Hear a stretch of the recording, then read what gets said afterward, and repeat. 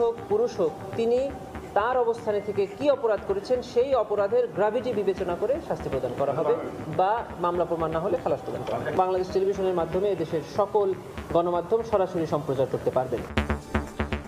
আবারও যানবাহনে আগুন, ককটেল বিস্ফোরণ, সড়ক অবরোধ, বিশৃঙ্খলা ঠেকাতে কঠোর অবস্থানে আইন শৃঙ্খলা বাহিনী।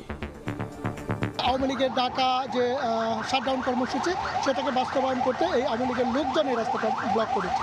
শান্তি শৃঙ্খলা বিনষ্ট করার চেষ্টা করবে না কেন সেটা আমরা কঠোর হাতে দমন করবো। যাই দেখ কার্যকরী হবে, তারা পুরোটা প্রস্তুত।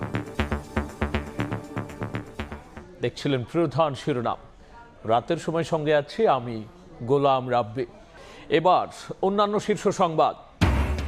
নির্বাচনে অনিশ্চয়তা সৃষ্টি করছে একটি গোষ্ঠী, বলছে বিএনপি।